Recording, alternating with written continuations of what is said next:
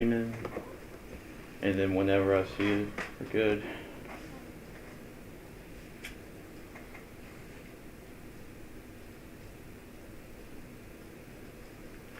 Hello everyone, and welcome to another Friday edition of the Football Huddle. I am your host, Jace LeJeune. This is the third time we've had the Football Huddle show. It's going to be every Friday. We're going to start and have more of a rhythm here, as really this week, if you missed it, every Wednesday we're going to have the Chase with Jace. Now, that's just basically talking about LSU, but we also have, for every Friday, this is our third time we've done so of this episode, the Football Huddle. We're going to talk about some high school football action, and by myself, we have a bunch of our beat writers here at Gridiron Football. This is why we call it the Football Huddle, because everybody's coming together from all different states. We're going to have a lot of jabs back and forth saying, oh, my state's better than your state's better than my state. Nope, that's not the case. So, everybody's going to be bragging about their state. So that's why we're talking about the Football Huddle here, and I appreciate everybody that's watching us live or going back to watch it later on. Also, please like, share, subscribe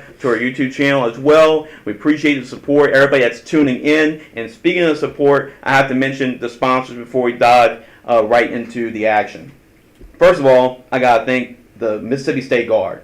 And if you're interested in volunteering for Mississippi State Guard, they are proud sponsors of Gridiron Football. Make sure to go to our website at MississippiStateGuard.org. So that's msstateguard.org. Check them out. Also, Ultimate Apparel. And if you follow Gridiron Football, you know a lot about Ultimate Apparel because they provide the jerseys for each and every bowl game we've had the last couple of years. And I tell you what, that was some nice gear we've had this past year in Orange Beach, Alabama. And Terrence, he does an excellent job for Ultimate Apparel. So if you're or a team, you're trying to get hooked up with some really good gear, make sure to go to ultimateapparelllc.com and give a shout out here to Terrence. And then Mr. Johnson, Mr. Willie from the Johnson Law Group. Excellence in hope and action is their motto. And Mr. Johnson, he's one of the top trial lawyers in the entire country. I'll put him up against anybody. So if you're in an accident, the main person to call, I would definitely highly recommend calling Mr. Willie of the Johnson Law Group. Give him a call at 225-717-7070. That's 225-717-7070. So I appreciate our proud sponsors of Gridiron Football. Now, we're going to go right into it, and this is really a good opportunity for our beat writers. Y'all seen what they've done for GridironFootballUSA.com. Now you're actually going to see these guys, and I'm sure a lot of those players that y'all talked about, they're going to get a chance to really see y'all individually after writing about them all the time. So we're going to have an opportunity for all these beat writers to introduce who they are and what state they cover. So I'm going to go to my very left right here. Could be to your right as well from the camera. I'm doing over there at the camera. My name is Brandt Rebert, and I'm the beat writer for Alabama high school football. And Brandt, Alabama football has been really good, and there's been a lot of action right there in Alabama. What's been going on in Alabama? Well, I got two schools that I'd like to spotlight today, actually. Two of the top four schools, I think, in the whole state of Alabama. First school is Thompson High School. They're actually the 7A state champions this past year. Coach Mark Freeman of Thompson High has actually participated in the last 5 years being in the state championship game with Thompson High. That's very he's not new to success. All right, he's been doing this for a long time. Also, Coach Freeman has won 2 state championships at the 3 schools he's been at, so that's really good as well. Thompson is a very good team, so at the very beginning of the season, they played some out-of-state opponents. They took 2 L's, and then they went on a 7-game winning streak. Then they lost the very last game of the regular season. But after that, during the playoffs, they went on a 3-game winning streak, holding opponents to 22 points in those 3 games combined, and they won the state championship game versus Auburn High by a score of 49-24. So that was really good. Some guys that I were able to watch and see on the Huddle screen, this guy, A.J. Green, he's a running back. He's number 1 for Thompson. He's a really good running back. I'm not sure if he has any offers. I couldn't really find that on him. One of the guys I actually did a diamond in the rough on, he's a 3-star recruit. His name's Caleb Harris. He's a free safety. Dude's really good. He's got offers from Alabama. He's got offers from LSU. He can really play. He can come down. He gonna hit you hard. Like, he one of those guys, one of those free safeties, kind of like Cam Chancellor. Like, there's another guy. This guy's Deuce Oliver. He's got a lot of his measurables. He's a really fast receiver, but he's a small guy and he likes to block. And so I think a lot of college coaches are gonna like that about him. There's another receiver. This guy's name is Kobe Hearn. He's number 7. This guy can ball. Like, he can take one. He can take a slant to the house. He can do a lot over there at the receiver position. I mean, he's just one of those playmakers, right? So we have 2025 free safety. Well, he plays cornerback, but he's listed as free safety. His name is Anquan Fegans. He's top 10 in the whole nation for players. The whole entire player field of 2025 athletes. He's got offers from Alabama, LSU. He's an elite athlete. It's just like he's a ball magnet. Like, you watch him on tape, he's catching picks left and right. He's taking them to the house. It's crazy if you watch this guy. You got to go check out his highlights. Anquan Fegans, number 1. Anquan Fegans, remember the name, right? Anquan Fegans, remember that name. Y'all going to see him on Sundays. We got a class of 2027, which means last year he was an 8th grader, right? This kid was a quarterback and led the team to a state championship as an 8th grader. Wow. Trent Seaborn just got offers from Alabama as an 8th grader. Okay, I think I heard about that. Yeah. Trent Seaborn, really good. Go check him out as well. He's going to be playing on Sundays too. Trent Seaborn. We have another quarterback who actually paved the way for Trent Seaborn. He's actually a senior this year, Zach Sims. He can fling it as well. He was doing really good up until he got injured last year. Expect him to be the starter this year. And lastly, from Thompson, we have a inside linebacker, Jaden Davis. He's a really good linebacker at stuffing the run, playing that sideline to sideline linebacker type. Wow, seems like Thompson has a lot of talent. Thompson has a lot of talent, and I think they're the very best football program in Alabama, considering they've been in the last 5 state championships. Yeah, it's kind of like a dynasty. Another one of the top 4 schools, I think, in Alabama is Hoover High School. Yeah. Hoover High School recently got a new coach. His name is Wade Waldrop. And he was coaching at, what was the school name? James Clemens and Florence before he arrived at Hoover. And this very past year, his very first year at Hoover, he took them all the way to the state semifinal game. So that was really good. Really good in his very first year as a head coach. Very impressive, right?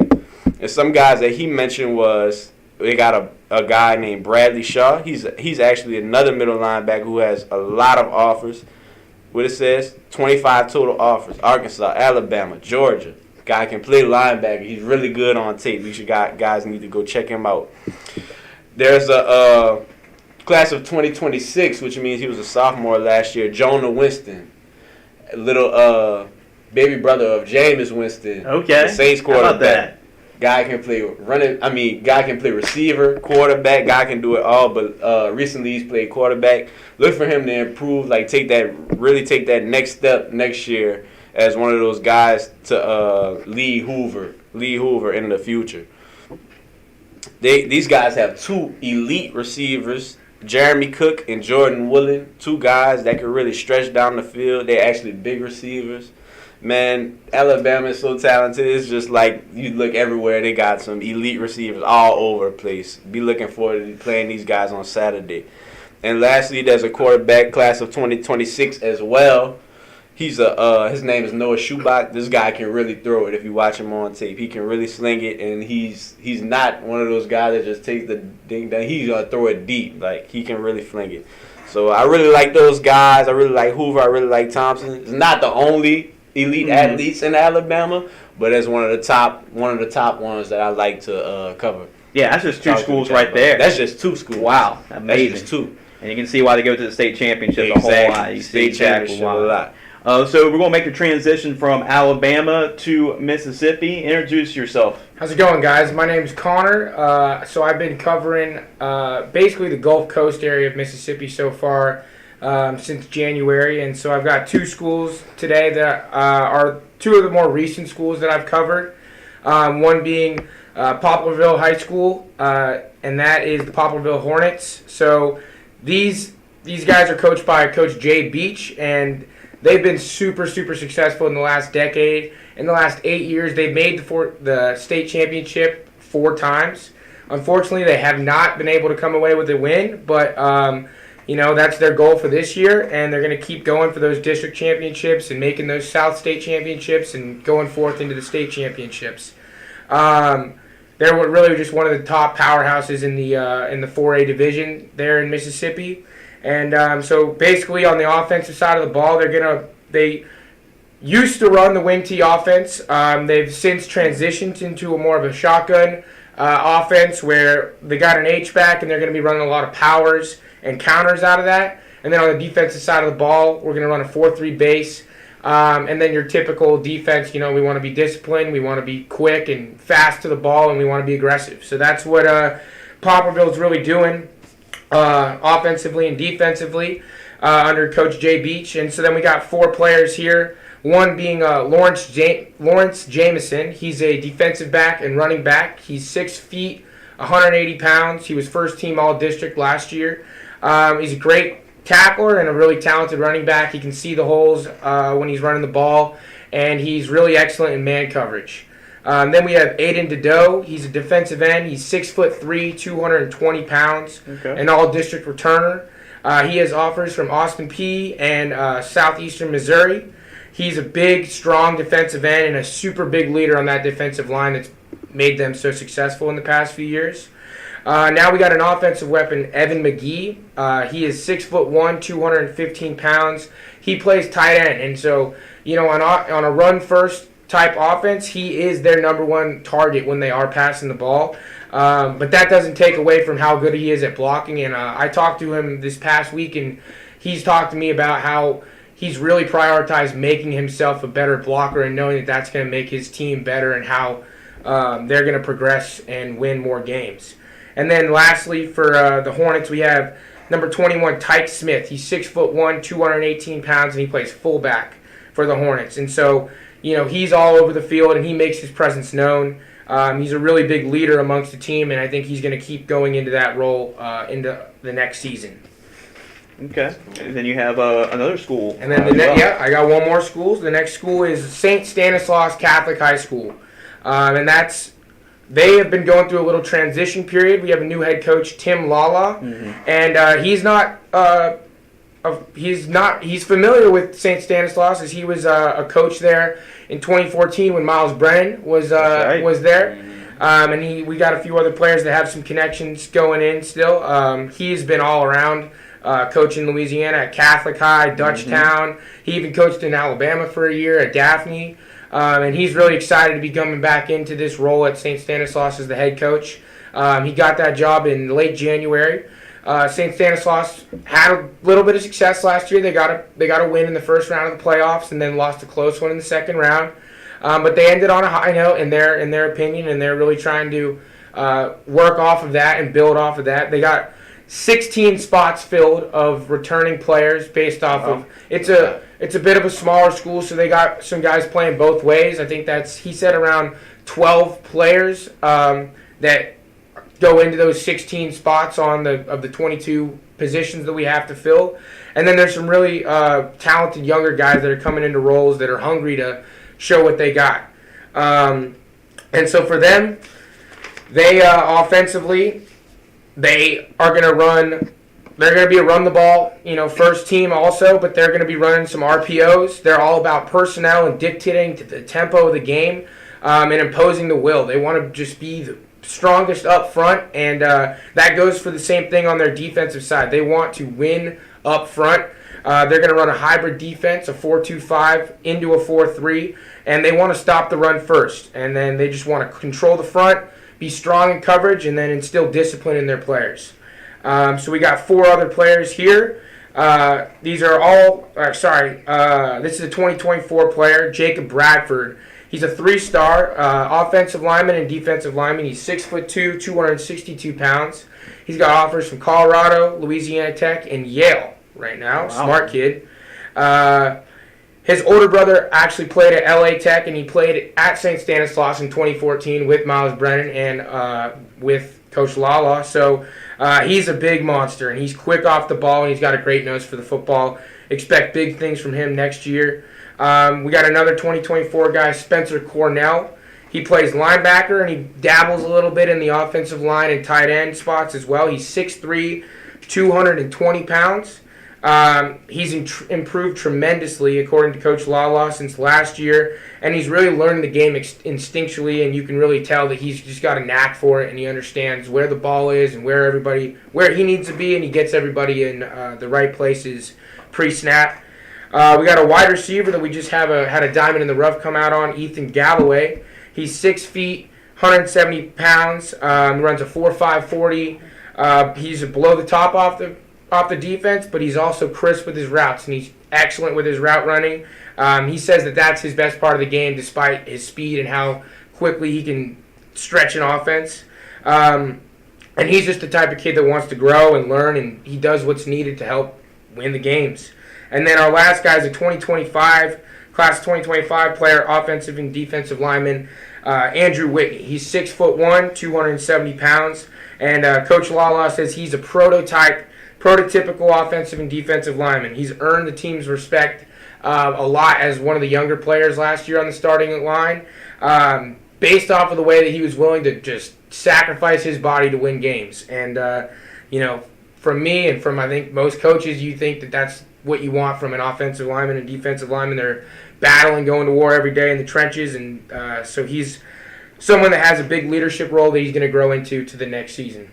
Yeah, it was like St. Stanislaus going to focus a lot on the offensive line because they got some big boys coming up. And then, Connor, for your readers to read even more about these schools, where they should go and check out your content.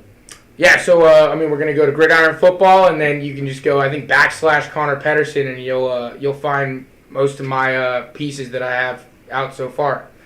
Yep, that's good job, Connor, and good job, Brandt, as well. And Alabama, Mississippi's nice, but, I'm biased, right? I'm a Louisiana guy, and I cover a whole lot of Louisiana. And we got some Louisiana riders as well, and one of them to my right. So introduce yourself, my man. Hey, everybody. My name's Ellis Robertson. I'm the beat writer for North Louisiana here at Gridiron Football. And the first school I have featured here is Calvary Baptist Academy in Shreveport, Louisiana. Mm-hmm. The Cavs are led by head coach Rodney Guillen, who's been with the team since 2017. The school's brought a lot of very highly talented players, like players of the likes of Greedy Williams. Yep. And Greedy Williams, Shea Patterson. Yep, Shea Patterson. Who's another?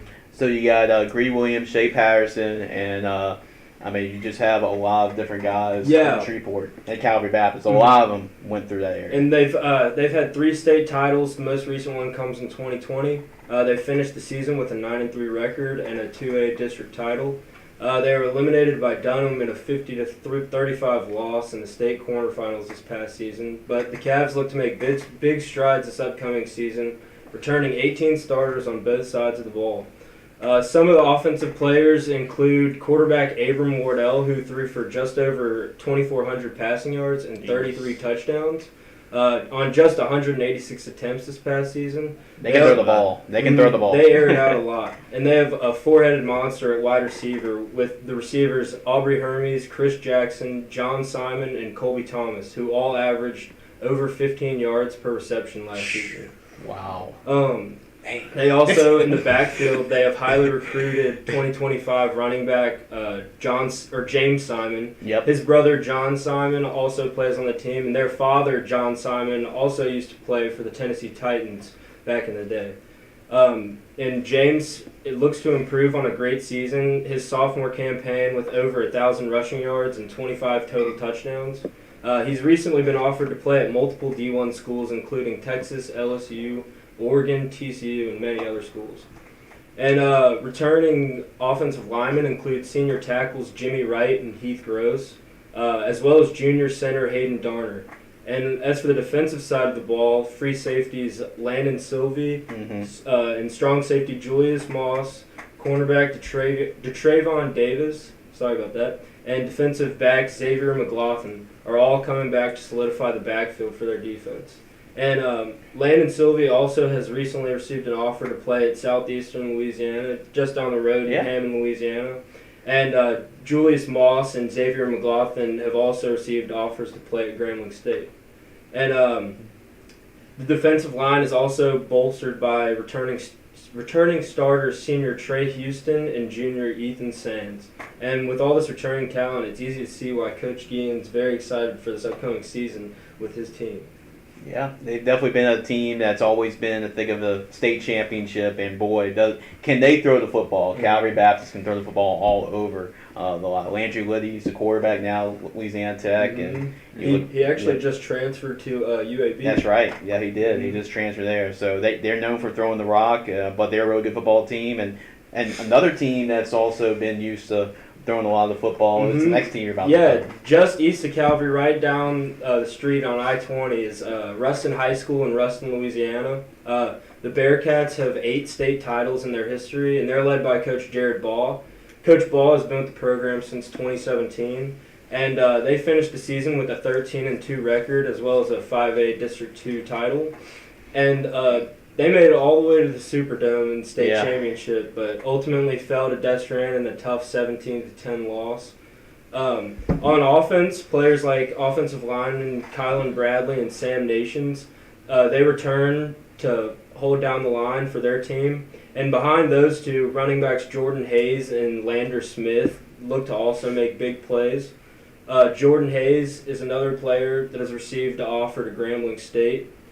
The Bearcats also look for their young quarterback, Josh Brantley. He's a class of 2025 quarterback. Mm-hmm. He's stepping in as a starter this season. He's seen plenty of varsity action, but this will be his first year as a full-time starter. As for the defensive side of the ball, star defensive lineman Jordan Guidry and Ahmed Bro also look to hold down the front line for their team. Both of these guys are well-recruited players. Jordan has offers from schools like Ole Miss, Kansas State, Louisiana Tech, and Missouri, while Ahmad Bro has recently committed to LSU. Right. That's right. You have one of the 2024 commits for the LSU Tigers right now. Mm-hmm. And behind them, linebackers for this defense include senior Jaden Mayfield and junior Zarek Hill.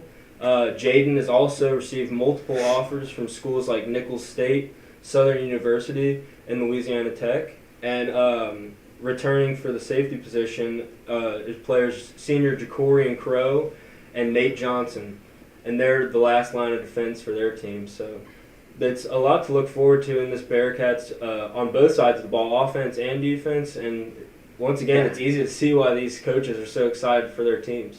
Yeah, there was a reason why they went to the state championship, and I saw them a lot in the Dome for the first time. And man, their defense was very impressive. They were flying all over the football. So they came just short, like you mentioned, the Destrehan, but keep an eye on for Ruston. I mean, they defeated Zachary in the semifinals, so you know what kind of program that they are building. Coach Ball is building over there. And Ellis, also, if they want to read more of your content, especially in Louisiana, where they should go to. They could find it on gridironfootballmagazine.com, I think /Ellis Robertson.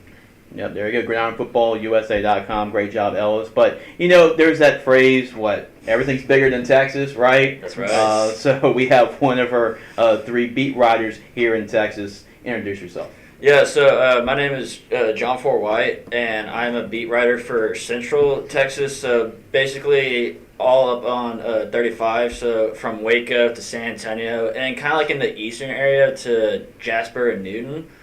But the 2 schools I want to talk about, they're kind of just on the rise. Like the first one I'm going to talk about is Alamo Heights High School. It is in the middle of San Antonio. It's actually where I live in that neighborhood. Alamo, right? Yeah, makes sense.